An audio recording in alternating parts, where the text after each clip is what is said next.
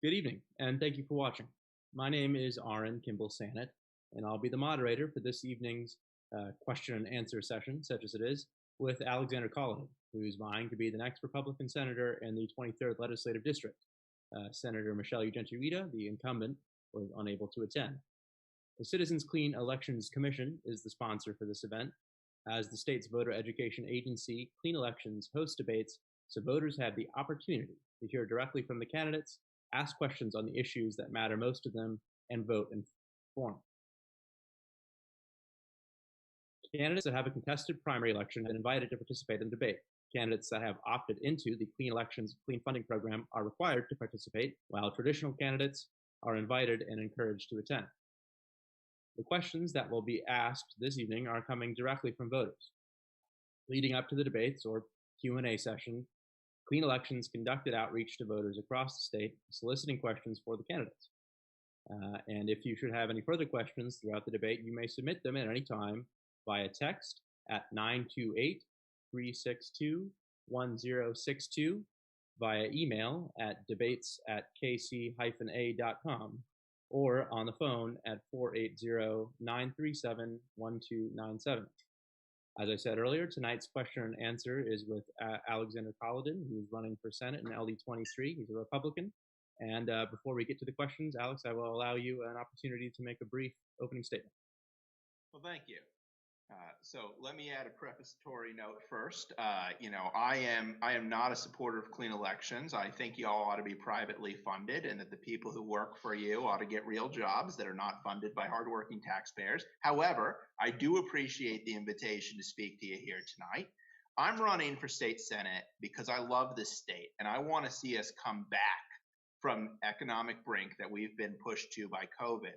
I have a plan to do that. It's on my website at www.alex4az.com. You can go there. You can read about my policies. You can donate, request a yard sign, or you can always give me a call on my cell phone at 602-820-4240 if you want to talk with me directly. Great. Thank you, Alex. And I hope everybody took note of that cell phone number. Maybe send him a text. So you kind of just talked a little bit about why you're running, but before we get into policy, maybe just tell the voters a little bit about who you are, what your background is, and sort of how you ended up in this position where you are running for the reasons that you just explained. Oh, sure. I grew up in Scottsdale and Chandler, was exiled back east for college and law school, and came back and taught, became a lawyer, worked for a firm for about 6 months, realized I didn't do the employee thing so well, so I started a law firm right after the Great Recession. Maybe not the smartest move, but it worked out really well for me. And now here I am many years later. I run a successful firm in Central Phoenix. I've gotten to do a lot of groundbreaking litigation over the years. We've done some very important election integrity litigation in our firm, other sorts of political litigation, and of course represented a lot of Arizona businesses, especially in battles with government regulators. So I have gotten frustrated about not being able to change the stupid laws that empowered these regulators to run roughshod over our businesses. I want to go into the legislature and actually be able to write the law and write them out of it so that Arizona businesses can thrive and prosper, and so our state can attract these businesses that are fleeing these failed liberal states like California and Illinois, and that we're the place to come because we have the lightest regulation, we have the most favorable tax regime. My experience in the courtroom and with corporate clients has taught me how to craft legislation that they're going to like, and that will help them do that. And so here I am now standing for office to try to make those ideas a reality. Great, thank you. So the incumbent in this district seat, Senator Ugenti-Rita, has no shortage of conservative bona fides herself. I would beg to differ. Okay, well, I would beg to differ. I mean, she's pro-choice. She's anti-Blue Lives Matter. She voted to tax veteran pensions. She voted against medical privacy. I could go on with the list, but come on, Cap Times, get your skew right. I know you're a liberal publication. You support your liberals, but no. Obviously, one of the things that you mentioned is elections legislation, and you certainly can say that she's championed a conservative philosophy for elections regulation and the role of the Secretary of State, for example, in forming elections policy. if that is something obviously that you've had some involvement in the past, how do you feel that she has failed to improve the state's election system, and what would you do differently or to improve it? Well, I would say, Senator Ugenti and I have many areas of disagreement. Election integrity is not one of them. She takes a lot of credit for writing some election integrity bills, which in fact she didn't write, but she takes the credit for them, whatever. I'm a lawyer who's done a lot of election integrity litigation, including some litigation where we discovered that there was a county that was printing early voting results early. It established that metadata was a public record in Arizona. I've helped, of course, the state party with election integrity litigation matters. Robert Graham just came out very strongly and discussed that when Senator Ugenti attacked me for being a liberal trial lawyer. So in those regards, I think we'd be fairly broadly aligned. And in terms of some things that you would like to... Oh, I would change. I'd abolish clean elections. I already told you. Yeah, we need to do that. And I would protect corporate speech more. I think anonymous speech is free speech. I think corporate speech is free speech, and those things should be protected more strongly. I mean, we have First Amendment rights in this country, and we have freedom of association, and those are not being adequately protected. And for those voters who are not maybe familiar with the sort of political history of clean elections and why conservatives like yourself choose to run traditional or would like clean elections to go away, could you just walk through what the sort of conservative argument against this body is from your perspective? Sure. The conservative argument is you at the barrel of a gun using force take money out of the pocket of people who actually work for a living, and you use it to give to politicians and their consultants to line the pockets of the consultants and to help further the ambitions of the politicians. That's immoral, it's wrong, and it shouldn't be allowed to exist in the state. And to sort of entertain the, I guess, counterfactual of that, how do you, liberals, I suppose, would posit that there are risks or risks of like compromising the integrity of a candidate's beliefs if they are privately funded, and instead of taking money from the hardworking taxpayer, take money from the much wealthier hardworking corporations. That obviously corporate speech and anonymous speech is important to you. For those who would argue that that is just as dangerous or just as unsavory as taking public money, why is it not? Why is it not? Because I'd far rather a candidate be beholden to individual donors and small businesses than to the government. We're self-funding this race largely, although we've actually had a large number of donors, which has surprised me, but raised actually quite a lot of money, but largely self-funding. And that combined with the small donors and some companies have given me huge latitude. I mean, I feel completely free to go up there and say what I want, do what I want, and beholden to nobody. And I like that. I like that very much. I like that much more than being beholden to some sort of government system that would force me, for instance, to show up to a debate if I didn't want to, and do other things like that. So, yeah. Mm-hmm. You mentioned a little bit that Ugenti-Rita is perhaps not as conservative as she would like some to believe. Adam Kwasman, one of the other candidates running in this district, basically dropped out, said that he wouldn't be able to win the race, and that defeating Ugenti-Rita, I guess, and supporting you in doing so was more important than him being the one to do it. Where do you see as the issues in your record? I know you kind of glossed over it, but if you can get into a little bit of specifics of votes she's had or positions that she's made that you think do not properly represent the interests of the voters.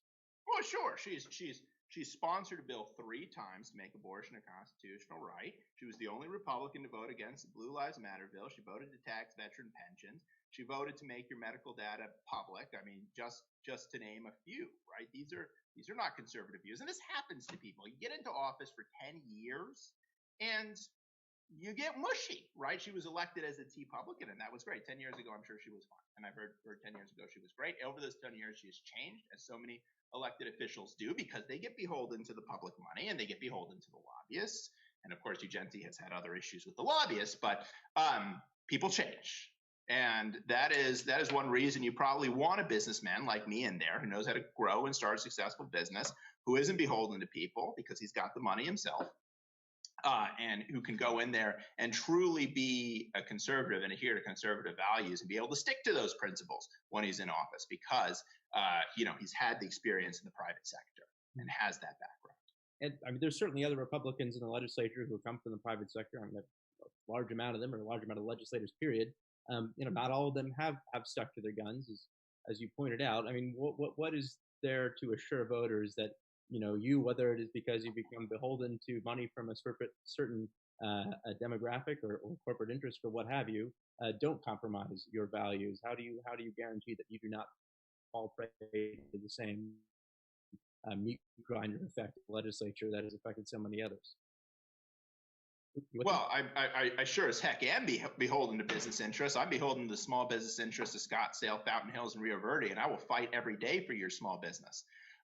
But here's the bottom line. If I don't do my job, if I turn into Senator Ugenti, you need to fire me. So fire me. I want to switch a little bit to, I guess, the news of the day, or at least of the period. Coronavirus, obviously, is serious in Arizona.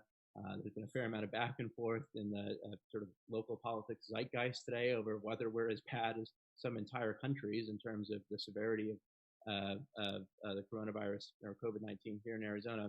Ducey has come under fire from Republicans, in some cases, for doing too much, for picking and choosing which businesses get to stay open, from Democrats for not doing enough, for presiding over the state as it becomes one of the hardest hit regions in the world by the virus. What should he be doing to better handle this crisis? And more broadly, what should our government be doing to better handle this crisis? Well, first, let me give a plug. I'm going to be talking on this exact topic on the Conservative Circus with James T. Harris this Friday. Tune in on your radios.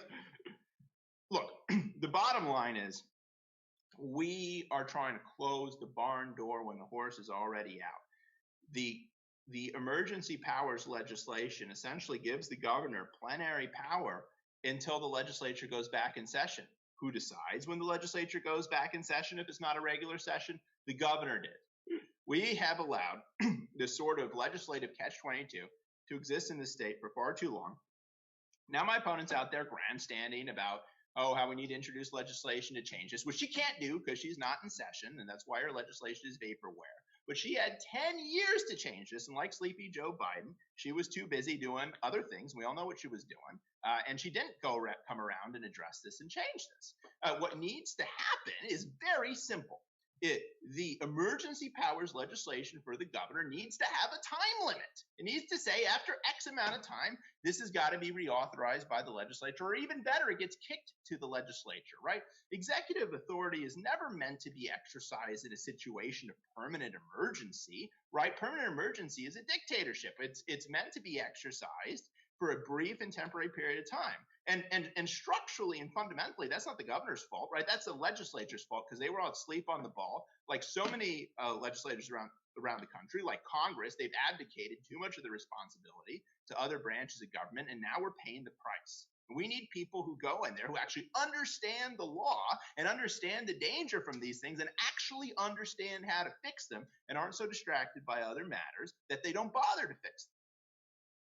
So that addresses, I suppose, the political problems that some Republicans have with how Ducey has run this, but it doesn't necessarily address the epidemiological ones. Obviously, neither of us are public health experts, so I won't ask you to speak with an expert's view on that subject. But certainly, if you were in the legislature, if this is a continuing crisis or if there is a similar one, you will be asked to make decisions on policy that speak to the public health aspect of this virus. Regardless of whether or not Ducey should still be maintaining this state of emergency and exercising his executive authority in the way that he is, what else could he be doing, or what mistakes has he made that have created the situation in which Arizona is on the nightly news almost every evening because of the severity of the coronavirus here, or is the severity overblown, I guess, as some Republicans would think? Governor Ducey's only mistake is not adequately protecting individual liberty by shutting down Scottsdale, Fountain Hills, and Rio Verde businesses, which never should have happened, and it certainly shouldn't have happened for as long as it has. This whole mountainside fitness thing is an absolute fiasco. And by the way, I want to preface this: I generally am a fan of Governor Ducey, but I think that he has erred too far on the side of public safety, not far enough on the side of liberty in this matter, right? Because long after this crisis is over, Arizona is going to be dealing with the economic fallout, and the economic fallout, the cure, is going to be far worse than the disease, and we need to take every possible measure to prevent that from ever happening again.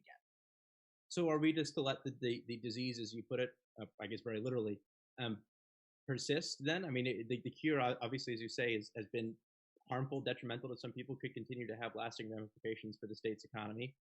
But so too could the virus have lasting ramifications for people's lives. I mean, you can debate whether or not the impact of the virus will be as severe as the impact of the shutdowns of the economy. But should not there be some steps taken by the executive or by the legislature to rein this in, or should they have let this peter out, I guess? Well, look, everybody wants to believe that there's a free ride, median between liberty and safety, right? That you can have both, and it's not always true.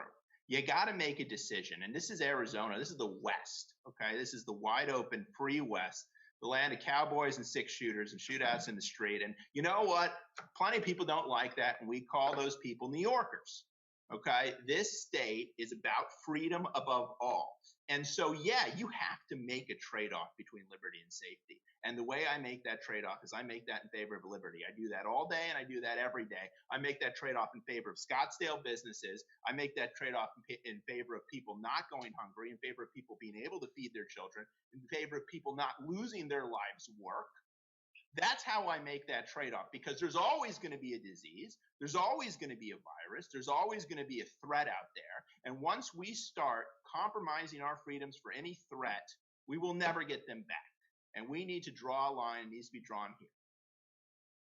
But what if some of these business owners in your district, what if they or their families become ill or pass away, God forbid, or become saddled with medical debt and find their businesses underwater because of it, or find their families underwater because of it, or seriously injured or hurt or dead or what have you? Would some of those business owners, conservative, liberal, or whatever, not wish that maybe there had been some protections put in place?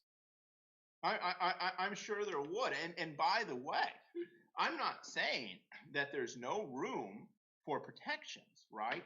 There's room for people to voluntarily social distance. There's room for people to voluntarily stay home, right? This country was never meant to function via government diktat, but that doesn't mean that we don't have responsibilities to our fellow citizens, right? It was always meant to function along lines where those responsibilities were carried out voluntarily. So if you're old, self-quarantine, right? If you're sick, stay home. Do these sorts of basic common sense things. If you feel that a mask protects you, wear it. I know people have different views of it, but if you don't mind, I'm somebody who doesn't mind, right? I can breathe fine with it. I wear it, and it may do something, it may not, but I don't really care because it doesn't bother me. But when the problem comes, when the government starts stepping in and starts trying to exert command and control over authority over our economy, over our personal lives, over our health, that's where you got to draw. Got it. All right, we'll move on from here briefly, at least. Obviously, talked a lot about your history in the private sector, your support of the private sector. You haven't necessarily gotten endorsements from every private sector group at Greater Phoenix Chamber, and maybe it's not quite as illustrious as the Arizona Chamber, but they've endorsed your opponent over you. You got the Kathy Herod endorsement over them, but why do you think that this, at least, element of the business community decided to go with the who you would describe as the anti-business virulent communist, that is Michelle Ugenti-Rita? Well, those are your words, not mine. But look, you're a reporter for the Capital Times. You know this is a silly question, right? Because you know how these decisions are made. It's not a bunch of CEOs sitting in a room deciding how to endorse, a bunch of lobbyists sitting in a room deciding who to endorse, right? And they know, their bread's buttered on the incumbent. But I think it's very interesting that the Arizona Chamber of Commerce stayed out of this race, right, when they, in almost every other race, endorsed the incumbent. And that shows you just how bad and anti-business the incumbent is here. So,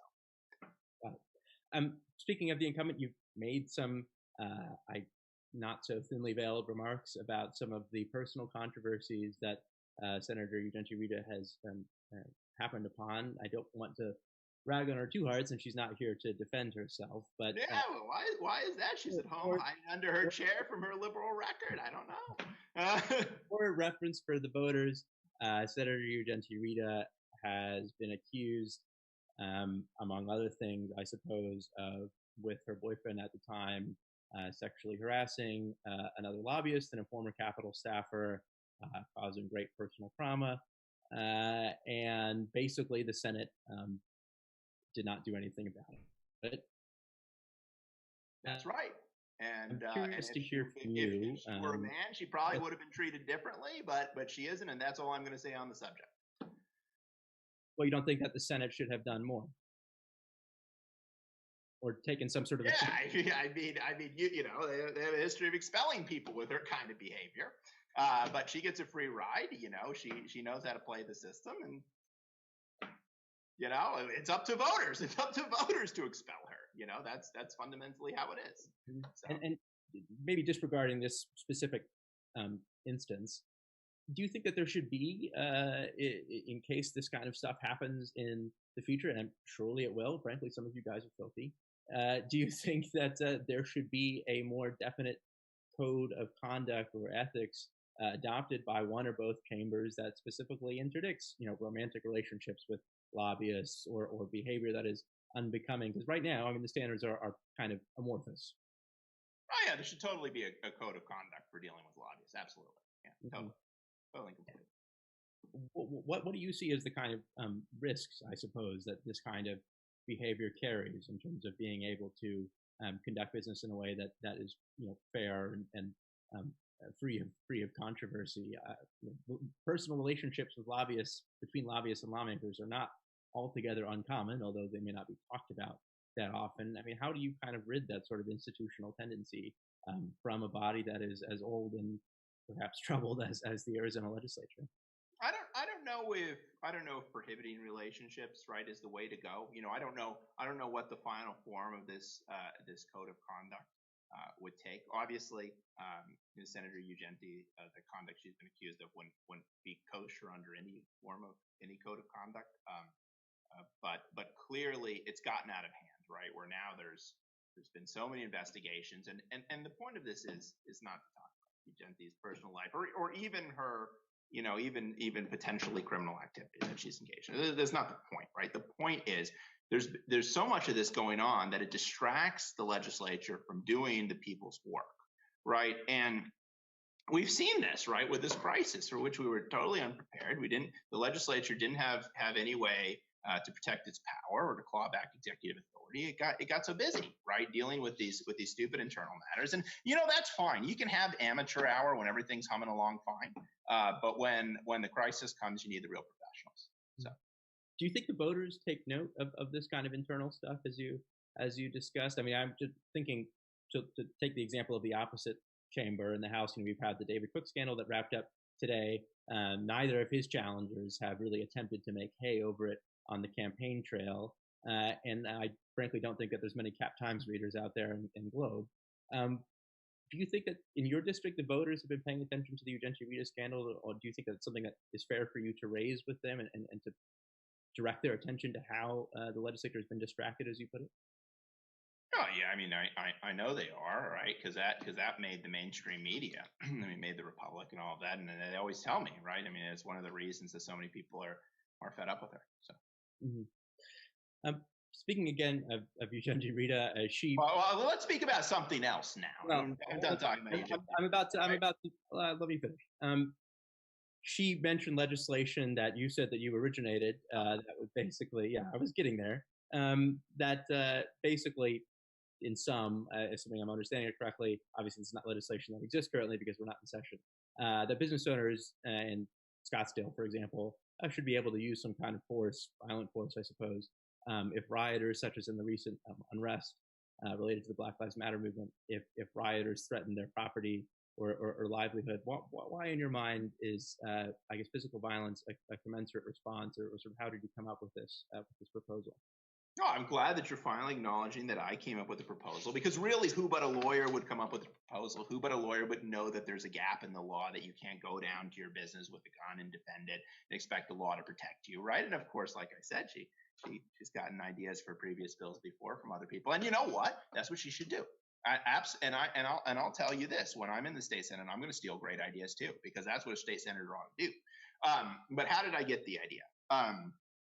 Well, you know, it frustrates me as a business owner, as parent of business owner, or as a son of business owners, that the law doesn't provide full protection for us, right? I mean, when these riots started happening, my dad called me, and my dad's a New Yorker, and he's always been Republican, but always been funny about guns. And he calls me up and he says, "Alex, can I borrow a gun?" I'm like, "Who is this man who's calling me who wants to borrow a gun?" My dad wants to borrow a gun? No, what's happening? But he was so scared. And he goes, "Well, you know, what can I do if they come in?" And I had to explain that there's, you know, here's when you can shoot, here's when you can't shoot, and you know, here's all the times the law will get you for it. And, you know, this is ridiculous, right?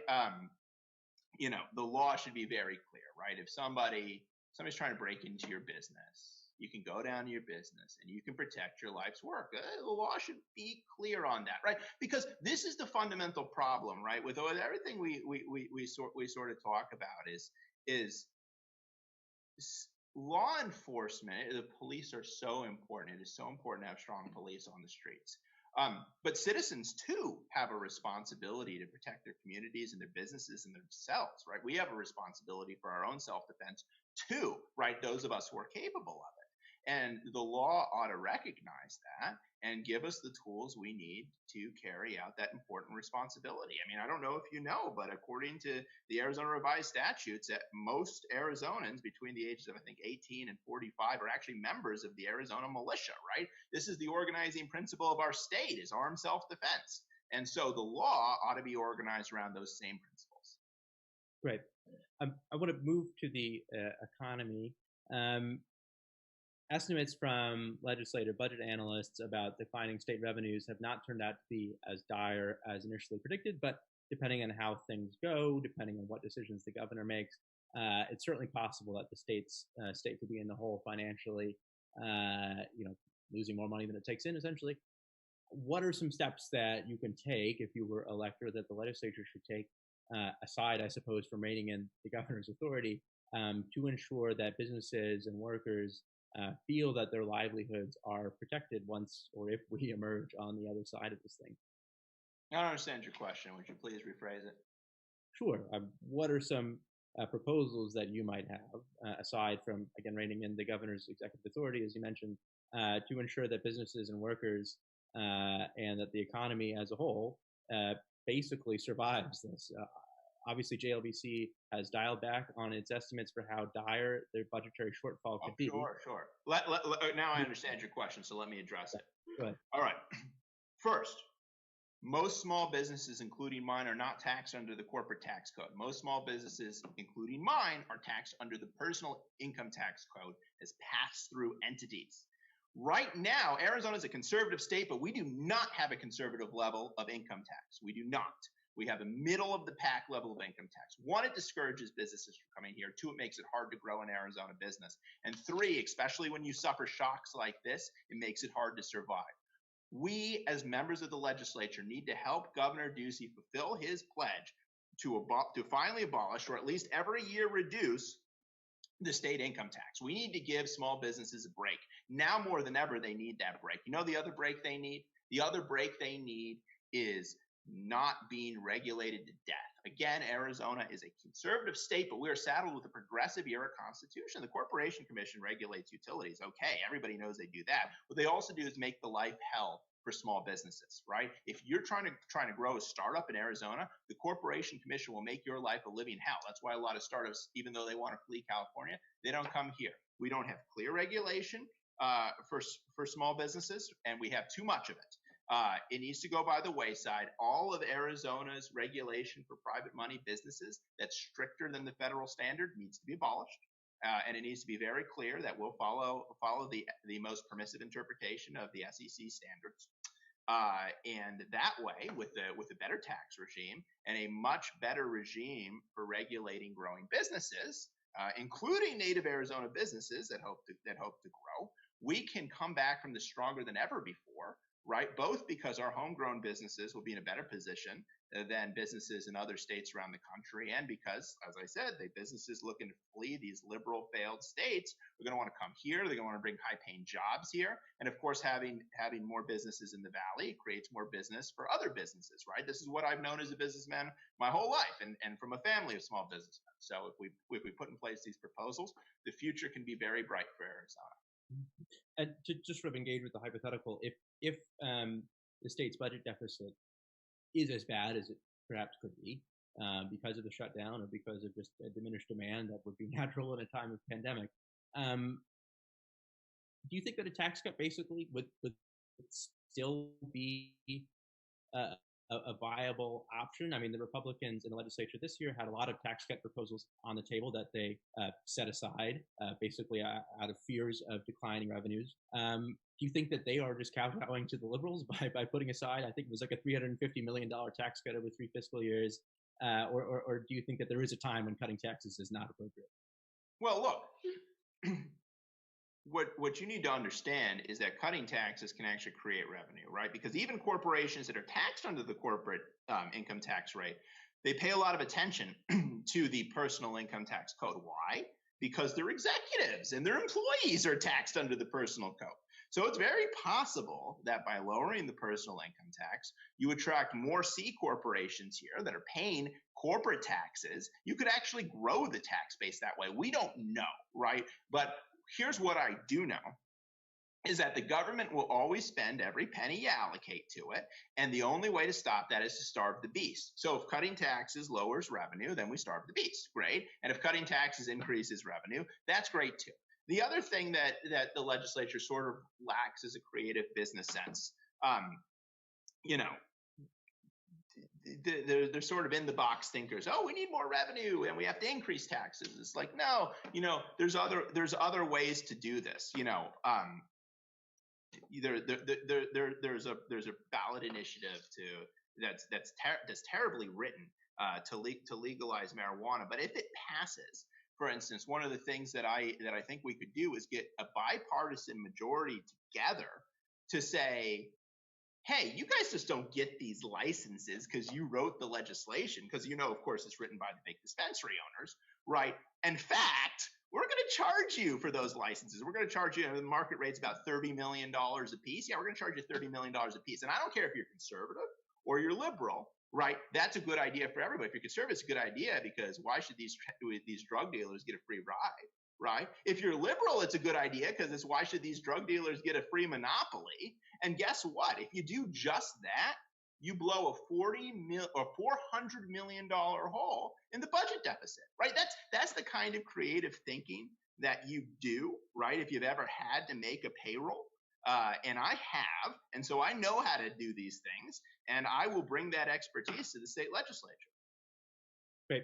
I think that is maybe something that some of the Democrats would bite on, which leads me to my maybe, I guess we're right at 6:30, so I think this will be my final question before I allow you to give a closing statement. We saw in the Senate this year, for voters who were not following this super closely, that the Democrats, despite being